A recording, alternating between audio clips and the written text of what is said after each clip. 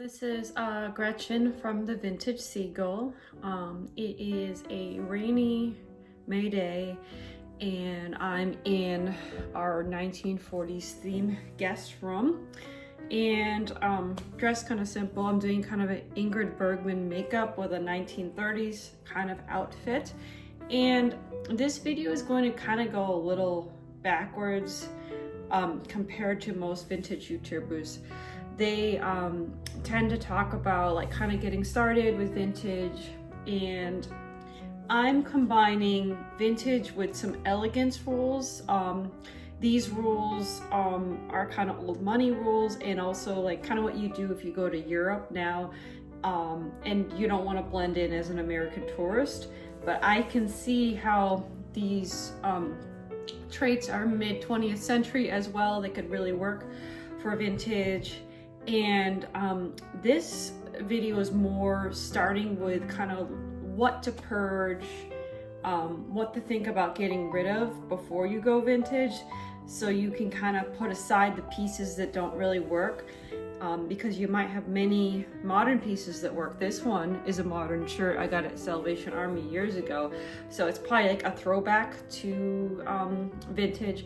But these are some things just to think about. And again, this is really easy because you're not buying anything. You're just, donating stuff or thinking about your modern clothes in a different way as you're purchasing your vintage items.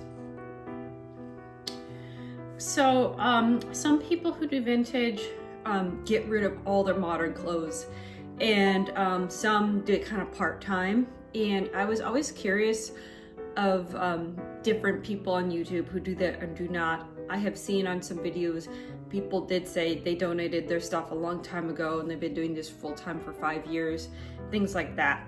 So I would be reluctant to get rid of things that have sentimental value. So for example, from personal experience, I got rid of some items I loved in, say, my 20s that boyfriends I was dating at the time did not like, and I regretted it, to the point where I did find some of these items on Poshmark and repurchase them. They were modern, but they could be used for 1920s and other time periods. So I personally have a lot of regret getting rid of certain items. So what I recommend to people is to kind of trial it for a while. I have most of my life not had a full closet like I have now, and I'd switch things by the season. So I have those big totes with covers and lids. So what I would recommend doing is putting these items away, in your attic or another place, and just kind of have them out of sight, out of mind for a while. I think of it like when you're going on a diet and you're purging the junk food from your pantry. In that case, you're probably throwing it out, but you could put it in another location aside as a, like, say, emergency place. So you put these items away and you see how much you really miss them, and before you throw them out or donate them or sell them. I really think that's a safer idea, especially when you're new or not used to it. I'd say that first and foremost. And you can use this opportunity to do a purge. Some things you know you don't want, you can do this all at the same time. Okay, now on to the items. I know, again, a lot of this would be some of the elegance rules, but also some of the vintage rules. So way to think about it is the items you have and the items you'll never purchase again if you want to go this vintage lifestyle. So I'd say first and foremost, t-shirts, hoodies, anything with cartoon characters and graphic prints. Those are some of the standard elegance rules. And another elegance rule, and also something they would do in the vintage in 1940s, for example, is when you exercise, you have an outfit that has a true purpose. So if you're going to go horseback riding, you will wear equestrian attire. If you're going to do ballet, you wear ballet attire. If you're going to play tennis, that kind of thing. If you're going to exercise, you have exercise attire. If the say athleisure looks too modern, you can put that aside, put it away, and use things that would work for vintage. I've looked up many like old videos of exercises and I saw what they wore in some photographs. And some girls wore something as simple as a cute, tight muscle tank top, plain color, and shorts. And I think the girl had a nice hairstyle, kind of like maybe a victory roll with a ribbon or curled hair, curled ponytail. That's so simple. So make sure whatever athletics you do, you pick an outfit that goes with that, and anything that's like more modern athletic you can put in this bin. Okay, now on to kind of like bottoms. Jeans and skirts and dresses are the things I'm gonna be talking about. So for jeans that I think that could be usable are, if you have skinny jeans, you can put equestrian boots or paddock boots on them. I go to the horse stables a lot. So anything with a boot, they can cover it so it doesn't really look like skinny jeans. Or you can roll them up like capris or make them like cigarette pants like in the 50s. So any kind of those tight pants that could be like a capri, cigarette pants, or equestrian pant. You could do that. A lot of those kind of skinny capris, I do boat shoes, ballet flats, things like that, to look kind of like 50s. And then anything that has like a 30s, 40, even these pants, these are not jeans, but like this kind of trouser look, wide leg, upper waist kind of pants. So like I have flannel lined jeans from LL Bean, which they think they started like early the 1910s. So turn of the century. I have some Dickies flannel lined jeans that look very 40s, 50s, that have more of, you know, the Rosie the Riveter kind of boxy look for denim. The jeans that I like that won't work are the low-rise jeans. And for me, I have a medical issue and it's more comfortable for my stomach area.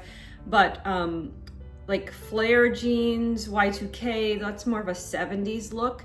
So for me personally, I'm putting mine in the bin and only using those, let's say if there was a 70s event. So anything like a modern jean that's flare, bell bottom, low rise might be a challenge to look, period. For skirts, mini skirts are a challenge because they look very 1960s, 1970s, 80s, and to today. So those I'd put in the bin. I learned on one person's YouTube, if you have a mini dress that has more of a circle skirt, that would look really nice as like a beach kind of outfit. So those kind of mini skirts can look, period. The one dress that I wasn't sure I could do anything with, but I did find a purpose for, is if you have those bodycon dresses, or you have one of those slip dresses from like the early 2000s. I made that like a 1920s to 1950s kind of slip. So you wear that as a slip rather than a dress, because that's kind of where it came from. And then you put a robe on it and it just looks like a slip. But it has to have the right fabric to look correct. So like a bandage dress really wouldn't look right as a slip, but if it has the right fabric and cut, I'm talking about the ones that are more of a pencil style cocktail dress. Another set of clothing that I was able to repurpose is more in the hippie realm. So I had this long hippie boho wrap dress, and the floral prints were very traditional. And I can stylize that as a 1930s dress. The other thing is I have one of these like hippie crochet dusters. And if you look at the 1920s fashion, like if you just took like a Twiggy movie, she was very inspired by the 20s.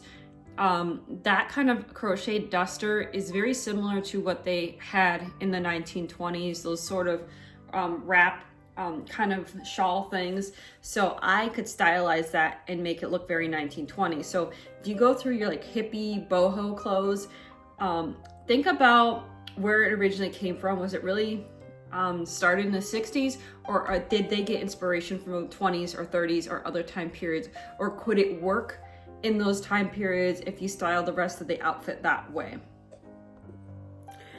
I just noticed another subject I forgot to address, which is footwear.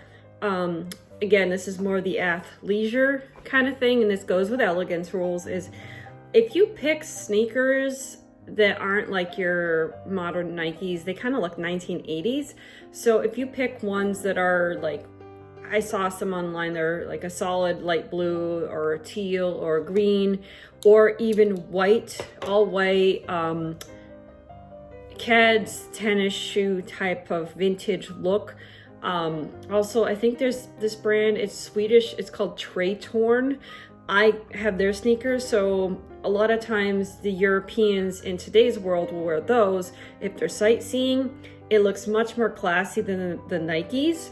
So look at your sneakers and your modern footwear as well, and swap out for some vintage type of footwear instead, because that can really add or destroy your outfit depending what you have.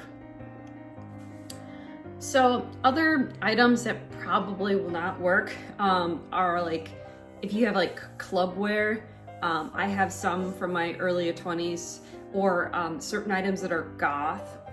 Like I have goth mini skirts, but I have some goth corsets that could work for 1910, or I could use them if I'm doing like a Ren fair.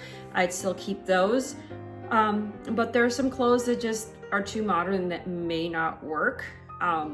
Ones, like I said, that would work for modern is I have some asymmetrical tops that are silk that kind of have that 1920s look, so that could be usable.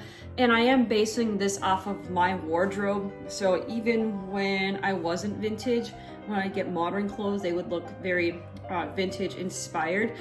And I was even shopping at TJ Maxx for a trip I just went on, and it was warmer than I expected, so I brought a bunch of turtlenecks, but it was really summer weather, so I went into TJ Maxx.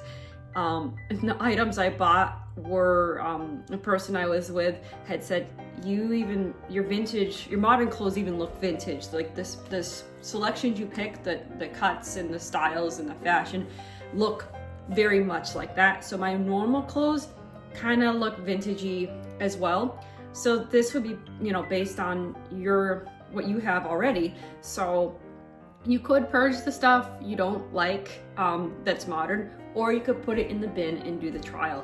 I really think this is a useful method to kind of, try this out. And again, when you shop, just maybe try not to purchase like a t-shirt or whatnot. One last note I think that is important is if you're a sports fan, if you have like, for example, I'm from Massachusetts, so my Boston Red Sox hat that's the blue, that's kind of aged, looks very vintage, and baseball has been around for over 100 years. I also love the Patriots and Tom Brady, so I'll still wear my jerseys, but I'll style the rest of my outfit vintage. So if you have anything athletic or want to buy something athletic, you can get more of a vintage style of that as well. And I hope the purging, the putting things away, and thinking about your future purchases is helpful. On another video, I'll go through some of the pieces to get started vintage, whether you want to go like reenactor, reproduction accurate, or just Salvation Army or simple pieces. But I think it is really critical to just have the mindset of, I'm not buying t-shirts anymore, I'm not buying modern graphic prints, or even prints that are from like say 1980s and things like that. And again, you do what you want, but this is if you want to go fully vintage, you kind of put away or remove or don't get those things again, and then you'll be much happier with this kind of thing. Thank you very much for watching this video, and again, I invite you to like and subscribe to this channel so you can learn more about my vintage content.